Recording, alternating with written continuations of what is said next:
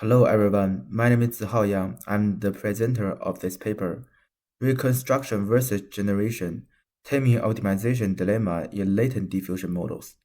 The author of this paper is Jingfeng Yao and Xingang Wang.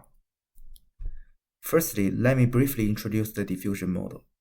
The diffusion model is something like to continuously add some noise from the original distribution until we get fully noised distribution. And we have the reverse process to continuously remove the noise from the fully noised distribution until we get the original distribution.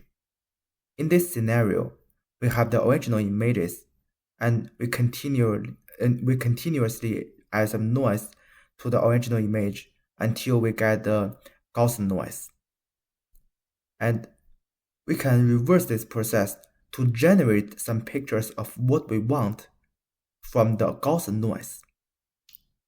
The same step of it is to continuously remove the noise from the Gaussian noise until we get the original images. But how to learn the reverse process? Yeah, basically we can refer to the forward process. In each step of the forward process, we add some noise from the original picture to the noised picture. And we can learn this noise and to remove it in the reverse process of this step. But it is computationally expensive because if the steps from the original images to the Gaussian noise is too large, we have so many steps and so many parameters need to be modeled. So it is pretty computationally expensive. In addition, the input of the diffusion model is the number of pixels of one picture. But if the image is high resolution, so we have lots of features of one image, it made the parameters of the diffusion model more and more. So here's the solution. We can decrease the number of features of each image before we apply it to the diffusion model. Here's what we do of the latent diffusion model. First, it converts the images to latent spaces because it can be less features than the number of pixels of one image before it applied to the diffusion model. And when we get the denoised output of the noised picture, we can convert the output from latent spaces to image pixels, and the image pixels are what we want. There are two phases. The first phase is the reconstruction process. It can improve the computational efficiency because it decreases the features input to the diffusion model. And the second phase is generation process. It can improve the image generation effect. But there's a problem because it is called the optimization dilemma. When the feature dimension of latent spaces increases, we get better reconstruction ability, but we get worse generation ability. When the level of the reconstruction get better and better, the generation ability get worse. In the picture, we could see that. Here's the common strategies to solve the problem. The first one is to scaling up model parameters of diffusion model. It can enhance the generation process and solve the problem, but it requires significantly more training compute. Secondly, we can deliberately limit the tokenizer reconstruction capacity, but it will add some loss between the image picture to the original images to the latent space. So it inherently limits the upper bound of generation performance. The author have the insight of the problem. He found that the reason for optimization dilemma lies in the inherent difficulty of learned unconstrained high-dimensional latent spaces from stretch. For example, we use high-dimensional tokenizer. We convert the images to the latent space, but we found the features in the latent spaces are concentrated. Here it is. We convert the images to the latent space, but we found the features are concentrated. We can visualize this process.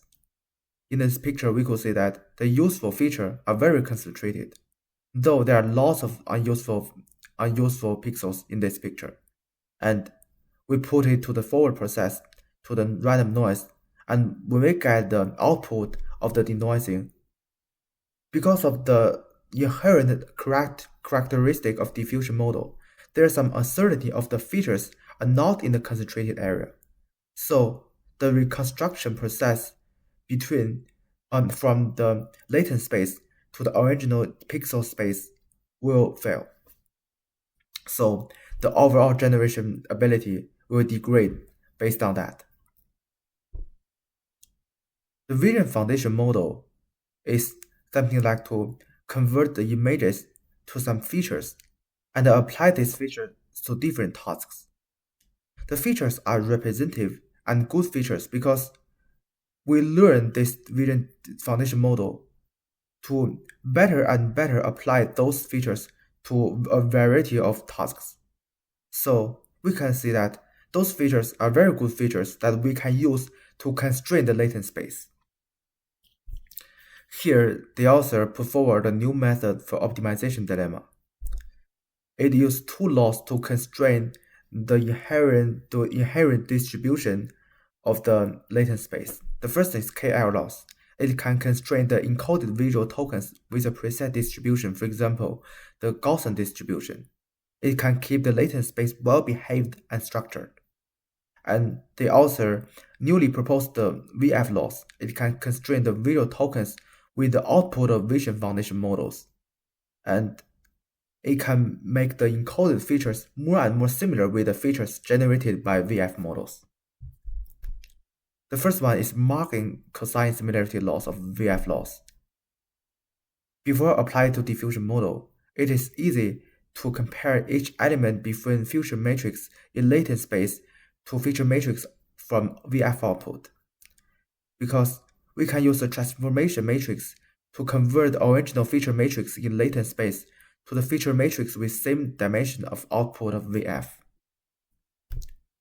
And we minimize the element-wise difference between VF output and feature matrix in latent space and add a margin to ensure that we only consider less similar pairs and add some freedom of this model.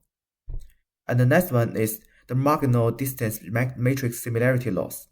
We minimize the pairwise difference between VF output and feature matrix in latent space. We also add a margin to ensure the alignment on less similar pairs. Before backpropagation, we can calculate a ratio between the reconstruction loss gradient on the last convolutional layer and the VF loss gradient on the last convolutional layer. And the author proposed the new VF loss to quickly align the loss scales across different VAE training pipelines, because different VAE training pipelines may have different scales of the loss. So it will be better if we use this adaptive weighting. The result of VAE is it can explain the frontier between reconstruction and generation in latent diffusion models. In this picture, we can see that the generation ability lived a lot with no loss of the reconstruction ability. When we want to model the diffusion process, typically we use a diffusion transformer. It is a transformer structure customized for modeling diffusion denoising process. So the author wants to improve the learning efficiency. He introduced the Latent DIT to leverage different training tricks to achieve competitive performance on ImageNet with fairly smaller training epoch and smaller training sample than DIT with original parameters. Here it is. He applied a lot of training tricks and he got better results with a small epoch and training sample. At last, he got a Latent DIT and it can apply to the faster training and it can achieve the computational efficiency. Here is the visualization results. It is the high resolution images generated by random noise. Thank you.